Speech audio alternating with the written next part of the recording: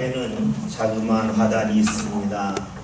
오늘도 보았더니 이른 새벽 시간에 박순자 권사님이 와서 물을 줘서 불기가 촉촉히 젖어 있었습니다. 권사님이 열심을 다해 갚아서 그런지 화단이 예쁩니다. 지나가는 사람들도 길을 가다 멈춰서서 화단을 볼 때가 적지 않습니다. 그런데 간혹 예쁜 곳을 보면서 그냥 보지만 않고 캐가는 사람이 있습니다. 몰래 캐갑니다. 이런 일이 수년 전부터 계속 이어졌습니다. 꼭 그 이유 때문만은 아니지만 지난 6월 달에 우리 위해서 CCTV를 설치했습니다. 그런데 CCTV를 설치했음에도 불구하고 또다시 누군가 꽃을 캐갔습니다. 그래서 거기다가 CCTV 설치라고 팻말을 붙였더니 그 다음부터는 더 이상 꽃을 캐가는 일이 없습니다. 꽃을 캐가는 일은 도둑질입니다. 그러면 사람들이 꽃을 캐갑니다. 왜 그럴까요? 꽃이 예쁘기 때문입니다. 예쁘지 않다면 그 누가 꽃을 캐가겠습니까? 사람들이 꽃을 좋아하는 이유는 꽃이 예쁘기 때문입니다. 그래 똑같이 꽃을 예뻐하지만 꽃을 좋아하는 사람이 있고 꽃을 사랑하는 사람이 있습니다. 꽃을 좋아하는 사람과 꽃을 사랑하는 사람의 차이가 무엇이겠습니까? 우리가 잘 아는 말 중에 꽃을 좋아하는 사람은 꽃을 꺾지만 꽃을 사랑하는 사람은 꽃에게 물을 준다는 말이 있습니다. 좋아하면 꽃을 꺾어서 내 것으로 만들려 한다는 거죠. 반면에 좋아하는 것을 넘어서서 사랑하면 꽃에게 물을 주는 헌신을 한다 하는 겁니다. 달리 말하면 좋아하면 자기가 중심이 되고 사랑하면 상대가 중심이 됩니다. 그래서 사람은 누군가를 좋아하면 그 사람이 나를 따라오길 원합니다. 반면에 내가 누군가를 사랑하면 그 사람을 따라가려 합니다. 꽃을 좋아하는 사람이 꽃을 꺾어서 자기 집으로 가져오는 것처럼 누군가를 사랑하면 날 따라오라 그럽니다. 좋아하면 따라오라 그럽니다. 반면에 사랑하면 내가 발걸음을 옮겨서 꽃을 보러 갑니다. 내가 움직입니다. 내가 희생하고 그리고 내가 헌신을 합니다. 그렇습니다. 좋아하는 것과 사랑하는 것은 분명 다릅니다. 그러나 사람들은 살아가면서 내가 좋아하는지 혹은 사랑하는지를 잘 구별하지 못합니다. 좋아함에도 사랑한다고 착각하기도 합니다. 입으로는 누군가에게 나는 당신을 사랑한다고 말하지만 그의 삶을 보면 사랑이 아닌 좋아하는 것임이 드러날 때가 있습니다. 봅시다. 입으로는 사랑한다고 하는데 행동으로는 사랑이 아닌 좋아하는 것이라면 그것은 진짜 사랑이 아니라 가짜 사랑입니다. 사랑이 진짜인지 가짜인지 구별하는 방법은 아주 간단하죠. 상대를 위하여 나를 버릴 수 있다면, 상대를 위하여 희생을 감수할 수 있다면 그것은 진짜 사랑입니다. 반면에 상대에게 희생을 강요한다면 그것은 가짜 사랑입니다. 좋아하면 주도권을 자기가 잡죠. 영어로 말하면 좋아하면 나는 주인공이고 너는 조연이라고, 그러니까 상대에게 나에게 맞추라고 계속해서 말을 합니다. 반면에 사랑하면 상대에게 주도권을 넘기죠. 영어로 말하면 당신이 주인공입니다. 저는 조연입니다. 내가 당신에게 맞추겠습니다 하고 맙니다. 꽃을 우리가 예쁘다고 말하죠. 예쁘다는 말을 다른 말로 하면 매력적인 대상이라 하는 겁니다. 예쁘고 매력적인 대상을 만날 때에 우리가 좋아할 수도 있고 사랑할 수도 있습니다. 성경에는 역사상 가장 지혜로운 사람인 솔로몬의 재판이 열왕기상 3장에 나옵니다. 남편이 없는 두 여인이 아이를 3일차로 낳습니다. 근데 어떤 여인이 잠에서 뛰어보았더니 자기 아이가 죽었어요. 이웃집에 가서 다른 아이를 몰래 데리고 옵니다. 잠을 자러 일어난 여인이 보았더니 자기 아이가 아닌 다른 아이가 있는데 그 아이가 죽어 있는 겁니다. 아이를 찾아오라고 하자 아이를 훔쳐간 사람이 내 아이라고 강력하게 주장합니다. 어쩔 수 없이 두 여인이 한 아이를 데리고 솔로몬에게 재판하러 갑니다. 누가 진짜 어미이고 누가 가짜 어미인지를 구별하기 위한 재판이었습니다. 이때 솔로몬은 우리가 잘 아는 것처럼 이 아이를, 살아있는 아이를 칼로 반으로 나누어 가지라고 말합니다. 그러자 가짜 어미는 그렇게 하자고 하고 진짜 어미는 이 아이는 내 아이가 아니니 저 사람에게 주라고 말을 합니다.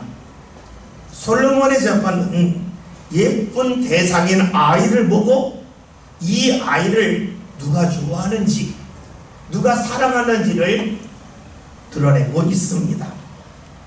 예쁜 대상을 잃을 수도 있고 자신이 거짓말했다고 누명 써서 어려움을 당하고 감옥에 갈 수도 있지만 상대를 살리기 위해서라면 그 길을 택하는 것이 진짜 사랑입니다. 사랑은 가짜 어미가 아닌 진짜 어미만이 할 수 있습니다. 사랑하면 꽃을 꺾지 않고 꽃에 물을 주는 희생과 헌신을 즐겨하듯이 자녀를 진짜 사랑하는 어미는 자녀를 위하여 자신의 기쁨을 희생합니다. 솔로몬은 지혜로운 사람이죠. 그래서 사랑과 지혜를, 사랑과 좋아하는 것을 구별합니다. 그래서 재판을 통해 아이가 죽게 되는 큰 어려움 상황 속으로 사람들을 몰아가면서 어떻게 반응한지를 봅니다. 그 반응을 통하여 좋아하는지 사랑하는지를 구별하고 있습니다. 누가 진짜 어미이고 누가 가짜 어미인지를 드러내고 있죠. 상대를 위해 자기가 좋아하는 것을 포기할 줄 안다면, 그리고 어려움의 자리에 갈 줄 아는 시작을 한다면 그 사랑은 진짜입니다. 사랑의 본질은 꽃을 꺾는 데 있지 않습니다. 꽃에게 물을 주듯이 내가 희생하고 내가 포기하는 데 있습니다. 이렇게 본다면 사랑의 본질과 같은 것이 있습니다. 바로 믿음입니다. 예쁜 꽃을 보고 꺾지 않고 물을 주는 것이 사랑이듯이 믿음은 말씀을 듣고 자기의 생각으로 말씀을 꺾지 아니하고 그 말씀이 이루어지기 위하여 물을 주는 자기 희생과 헌신을 하는 것이기 때문입니다. 상대가 아닌 자기가 주인공이 되고자 하면 사랑을 할 수가 없죠. 그렇습니다. 상대가 아닌 내 생각이 주인공이 되고자 하면 믿음을 지닐 수가 없습니다. 사랑이 그다하듯이 자기를 희생하고 포기할 수 있느냐에 따라서 그 믿음이 진짜인지 가짜인지를 알 수가 있습니다. 오늘 우리가 말씀을 읽었죠. 오늘 말씀에서는 믿음이 진짜인지 가짜인지를 구별해주고 있습니다. 말씀이 이렇게 시작을 해요. 31절 함께 봅니다.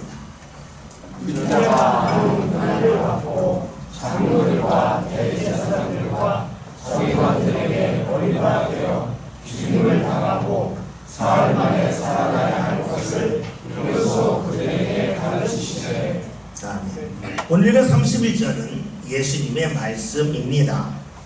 본문에 인자가 나오는데 인자는 예수님이 말씀하실 때에 자기를 지칭하는 그러한 말입니다. 예수님의 말씀이죠. 제자들에게 내가 고난 버림받는다, 죽는다라고 말씀을 하십니다. 이런 말씀을 듣는 이들은 듣기 거북합니다. 예수님의 말씀을 듣는 제자들은 예수님을 따르기 위하여 자신의 집과 가정을 멀리했습니다. 직장도 포기했습니다. 그런데 예수님께서 고난당한다고, 버림받는다고, 죽는다고 말씀하시니까 듣기가 거북합니다. 예수님을 따르면 잘 될 줄 알았는데 예수님이 고난당한다는 것, 버림받는다는 것, 죽는다는 것은 한 번도 생각해보지 못한 일입니다. 이럴 줄 알았으면 따르지 않았을 겁니다. 만약에 여러분이 제자들이었다면 이런 주의 말씀을 듣고 크게 당혹스러울 겁니다. 그러면서 이런 마음이 들 겁니다. 예수님께서 고난받고 버림받고 죽을 것을 아셨다면 처음부터 말씀하셔야지.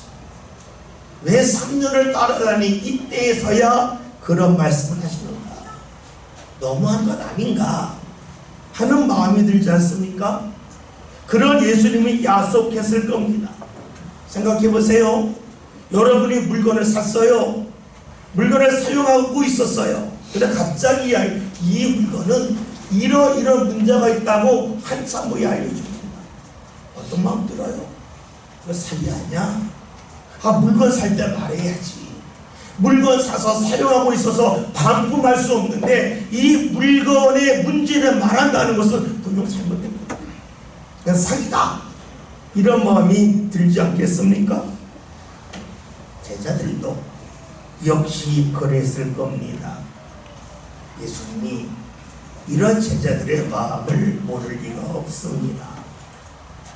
예수님은 제자들의 마음을 알고 계심에도 왜 처음부터 예수님을 고난당하고 버림받고 죽을 거라고 하는 것을 말씀하지 아니하시고 제자들이 예수님을 3년 따라다닌 그 후에야 그런 말씀을 하셨겠습니까?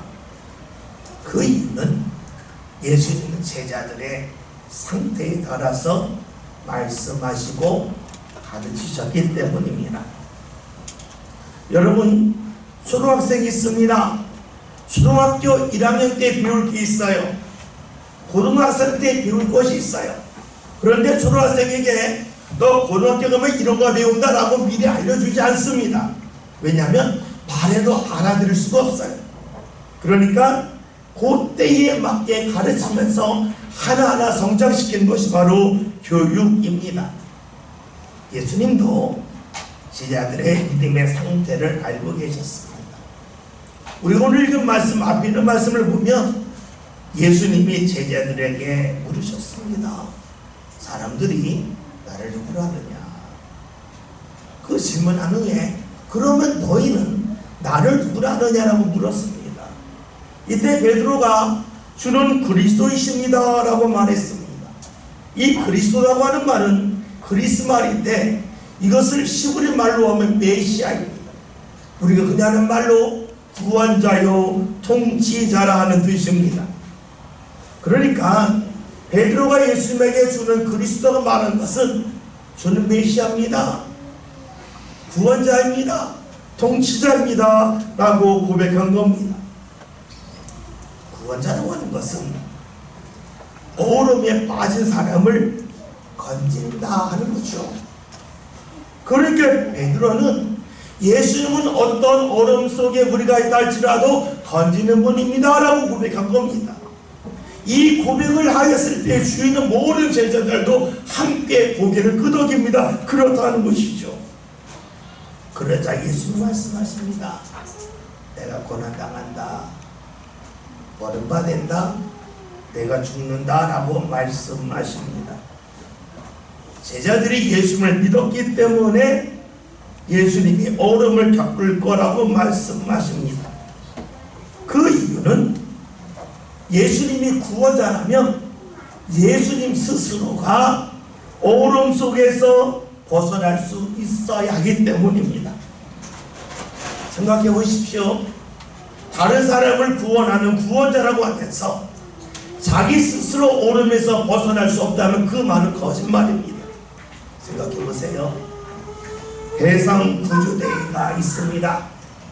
거기에서 죽어난 대원이 파도가 치는 바다에서 스스로 나오지 못한다면 그 사람이 어찌 다른 사람을 구조할 수 있겠습니까?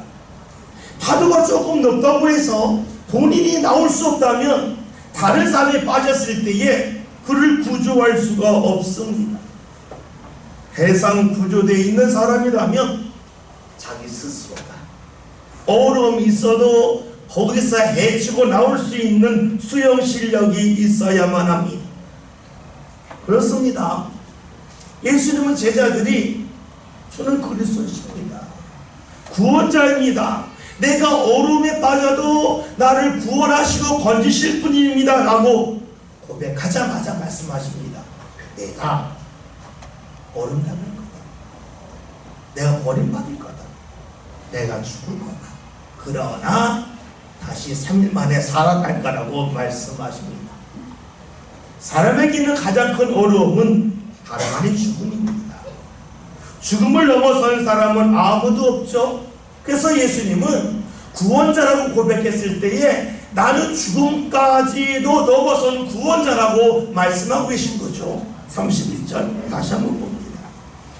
인자가 많은 고난을 받고 장로들과 대제사장들과 서기관들에게 버림받아 죽임을 당하고 사흘 만에 살아나야 하는 것을 비로소 그들에게 가르치시되. 아멘. 예수님은 제자들이 예수님을 믿음으로 고백했을 때에 그 믿음을 토대로 해서 말씀을 하십니다.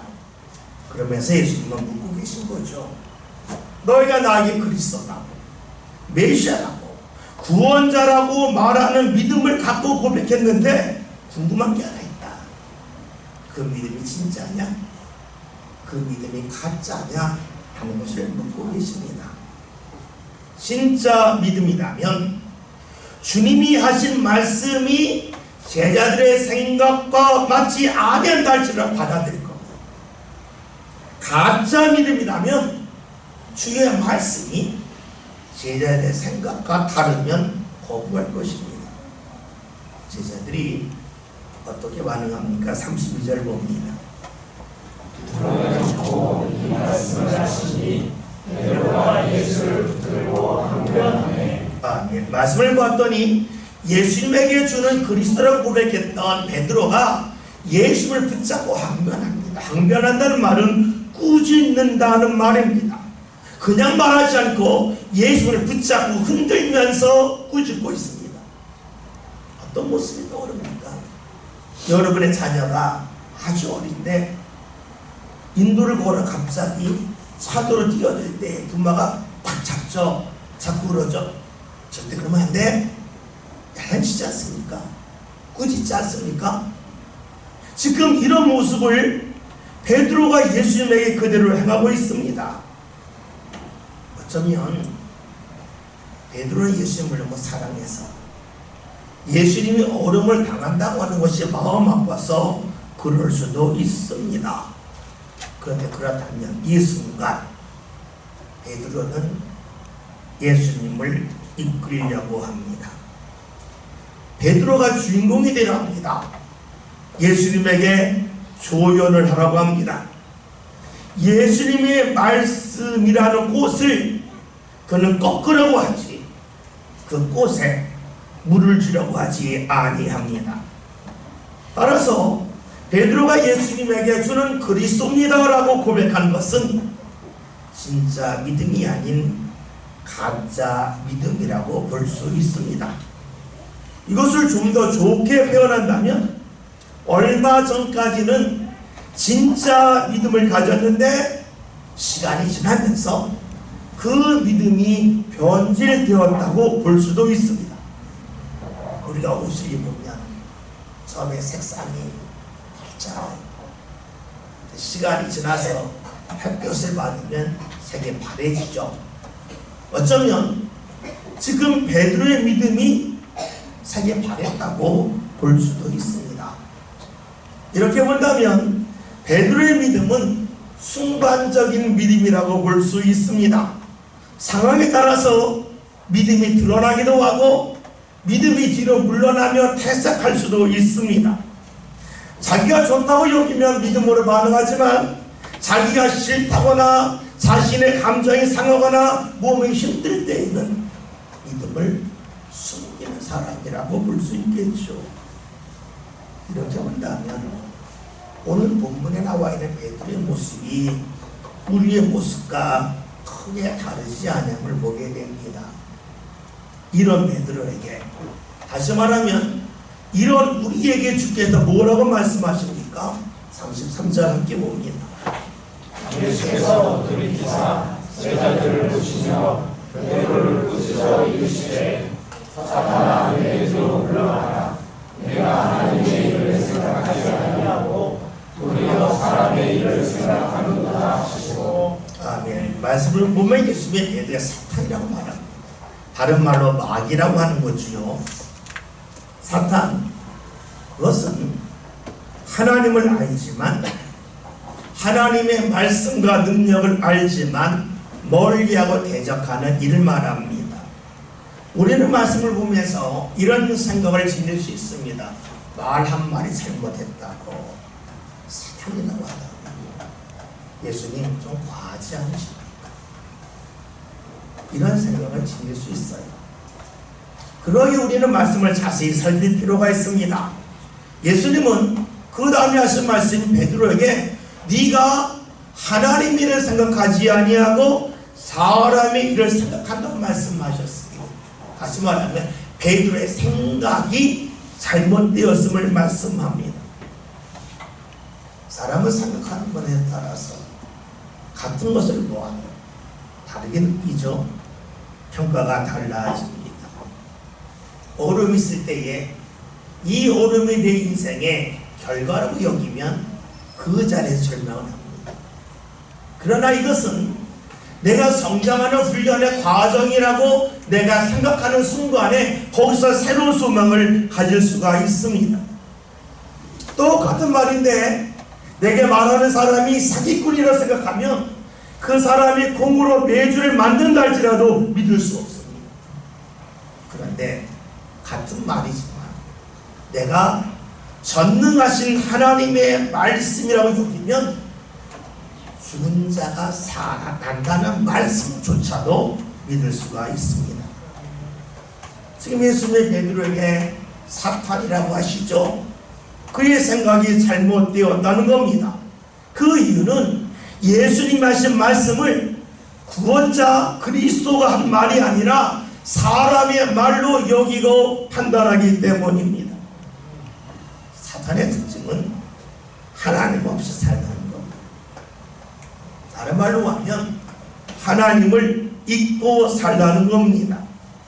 하나님을 삶 가운데 완전히 배제하고 네가 생각하는 대로 사람들이 합의한 대로 살라고 하는 것입니다.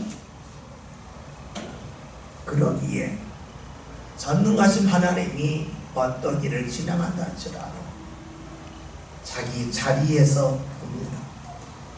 나의 경험 속에서 봅니다. 베드로는 그럽니다. 그러니까 예수님을 꾸짖습니다.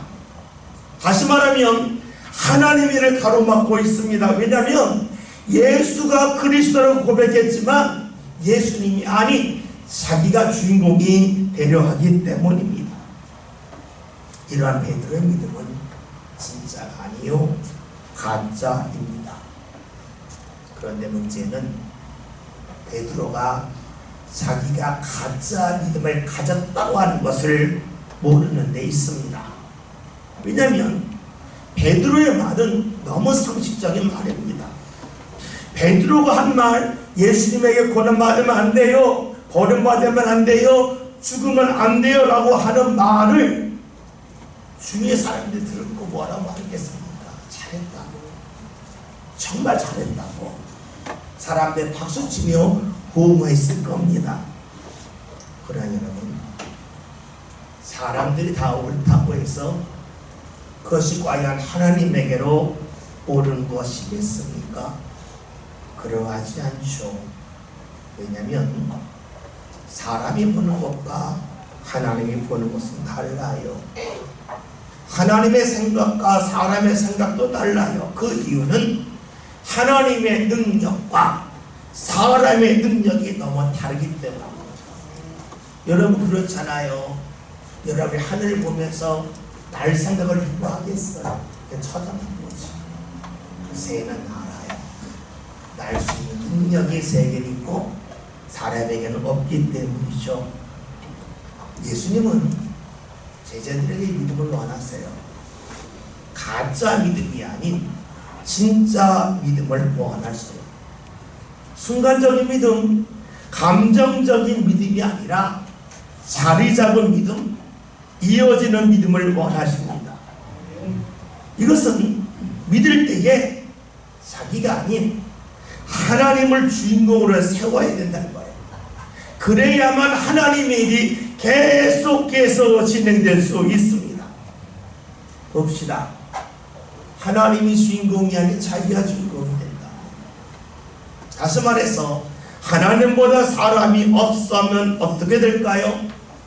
하나님께서 앞으로 나가지 못합니다.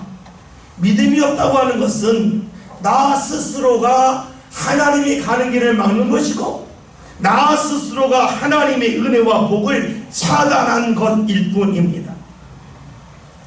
이제 예수님은 베드로에게 가짜 믿음이 아닌 진짜 믿음을 지닐 길을 알려주십니다. 다시 말하면 순간적이고 감정적인 믿음이 아니라 자리 잡고 이어지는 믿음을 어떻게 하면 가질 수 있는지에 대하여 말씀을 하시죠. 34절 봅니다.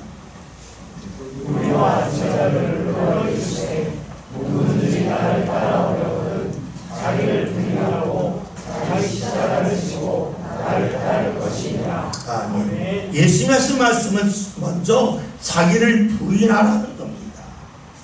부인한다고 하는 것은 예수님 앞에서 주인공이 되려고 하지 말라는 말씀입니다.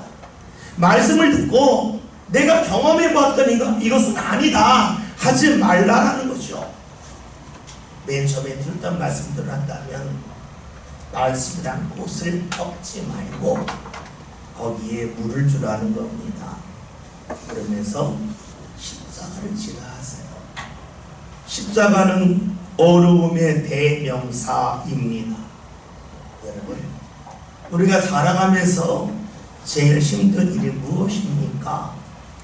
그것은 나를 부인하는 겁니다.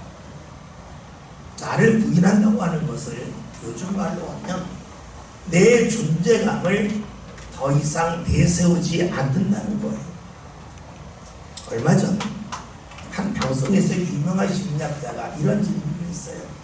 여러분, 세상에서 가장 행복한 사람이 누구입니까? 참 답하기가 애매하잖아요. 그분이 이런 얘기했어요. 옆 사람보다 500원 더 많은 사람입니다. 참 유치하죠. 옆 사람보다 500원이 더 많으면 사람은 행복해 한다는 겁니다. 그 말 듣고 사람들이 까르르 웃으면서 박수치며 오겠습니다. 그렇습니다. 500원은 큰 돈은 아니에요. 그런데 내가 옆 사람보다 500원 아주 자그마한 돈이 더 있다고 여길 때에 우월감에 사로잡혀요. 존재감을 느껴요. 여러분, 그런데 이 500원일 수도 있고 우리 삶 가운데 5,000원, 때로 5천만원, 5억일 수도 있어요. 때로는 이 500원이 특별한 자리일 수도 있어요. 사회적인 지위일 수도 있어요. 이것 때문에 사람들은 행복해 한다는 거예요. 이것을 통하여 자신의 존재감을 드러낸다는 겁니다. 생각해보면 참으로 유치한 일이죠. 그런데 우리는 이런 유치함을 버리기가 힘듭니다. 주의 말씀을 따르려 할 때에 우리는 자그마한 이 유치함을 통하여 나의 존재감을 드러내라고 하는 것을 버려야 되는데 그것이 힘들다는 거예요. 어렵다는 거예요. 주님은 그것이 십자가라고 말씀하십니다. 진짜 사람은 상대를 위하여 자기가 뒤로 물러서는 거예요. 진짜 믿음은 상대 앞에서 내 생각을 뒤로 하는 겁니다. 그래서 예수님은 진짜 믿음의 사람이 이렇게 산다고 말씀하시죠. 35절 봅니다.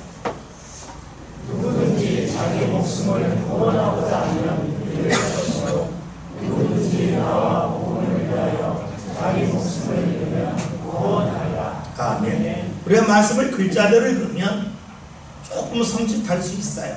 근데 여기서 목숨이라는 말은 다른 말로 하면 생명이고 또 다른 말로 하면 삶으로 볼 수 있습니다. 예수님을 진짜로 믿는다면 받아들이기 힘든 말씀이라 할지라도 받아들이면 구원을 얻는다, 경험한다는 말씀입니다. 그런데 예수님이 그리스도 메시아 구원자입니다. 그러니까 구원하신다는 말씀은 다르게 말한다면 예수님이 함께 하심을 경험한다고 볼 수 있습니다. 예수님을 구원자로 고백하고 믿는다고 하는 제자들에게 예수님 물으신 것은 너희 믿음이 진짜냐 가짜냐 였습니다. 입술로는 크게 고백했는데 가짜 믿음이라면 너희는 나의 말을 듣고 생각과 맞지 않으면 버릴 거라는 겁니다. 만약에 진짜 믿음이라면 너희가 기대하지 않았던 말씀이라 할지라도 그 말씀을 받아들이고 따를 것임을 주께서 말씀하시지요. 그러면서 주께서 하시는 말씀이 진짜 믿음이라면 너희가 나를 구원자로 정말로 여긴다면 내가 너희를 구원하는 것을 경험할 거다. 내가 너희와 함께하는 것을 경험할 거라고 말씀하고 계십니다. 꽃을 꺾으면 어떻게 될까요? 꺾어서 집에 가져가면 아름다움을 가까이서 볼 수 있어요. 근데 그 꽃은 죽어가는 꽃이에요. 시드는 꽃이에요. 그리고 얼마 지나면 다시는 그 꽃을 보지 못합니다. 그런데 꽃에 물을 주면 어떻게 될까요? 꽃이 더욱더 활짝 핍니다. 향기를 바랍니다. 그리고 언젠가는 죽겠죠. 언젠가는 안 보이겠죠. 그런데 그 다음 해가 되면 그 자리에서 다시 꽃이 핍니다. 없어진 것 같았는데 다시 핍니다. 주의 말씀을 꺾는 사람은 어떻게 될까요? 가짜 믿음의 사람입니다. 잠시 즐거울 수 있어. 내 마음대로 했기 때문에. 내 뜻대로 했기 때문에 즐겁고 나의 존재감을 크게 높일 수 있습니다. 그러나 얼마 지나자 남는 것이 없어요.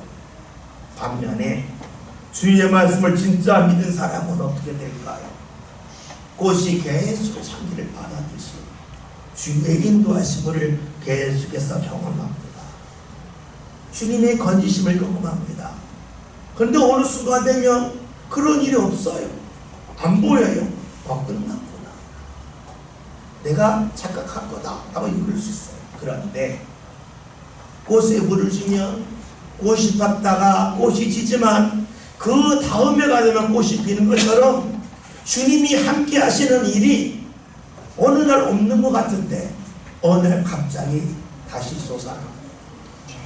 이것이 진짜 믿음의 사람이 경험하는 겁니다. 진짜 믿음과 가짜 믿음은 분명 다릅니다. 진짜 믿음은 나를 버립니다. 나를 버림을 통하여서 나를 인도하시는 하나님의 역사의 자리에 섭니다. 반면에 가짜 믿음은 그러하지 않죠. 그러기 우리에게 필요한 것은 가짜 믿음이 아니라 진짜 믿음입니다. 그런데 우리 여기서 질문하게 됩니다. 내가 믿고 싶은데 믿어지지 않아요. 나는 진짜 믿음을 갖고 싶은데 진짜 믿음을 갖기가 어려워요. 나는 이어지는 믿음을 갖고 싶은데 순간적인 믿음에서 멈춰요. 어찌하면 좋겠습니까 하는 것이 우리의 물음이 되지요. 그러니 우리에게 필요한 것이 있습니다. 믿음은 내가 노력해서 가질 수 없고 하나님이 주셔야 된다는 거예요. 그런데 하나님이 누구에게 주겠습니까? 정말로 하나님을 사모하는 사람에게 주십니다. 노력해서 믿음 갖는 것 아닙니다. 하나님이 주셔야 됩니다. 하나님을 사모하는 사람에게 하나님이 믿음을 주십니다. 하나님을 사모하는 가장 좋은 방법이 무엇입니까? 그것은 내가 주의 이름을 부르는 겁니다. 전심으로 부르는 겁니다. 영혼 없이, 마음 없이, 입술만 열어서 주를 부르는 것이 아니라 내 영혼을 다하여 전심으로 주를 부르는 겁니다. 그것이 찬송이고 그것이 기도입니다. 똑같이 찬송하고 기도하지만 영혼 없이 할 수 있습니다. 그렇다면 하나님이 우리에게 믿음을 주지 않습니다. 우리가 똑같이 기도하고 찬송하며 입술 열지만 영혼 있는 그런 모습으로 마음을 다하여 기도하고 찬송할 때에 주께서 우리에게 믿음을 주십니다.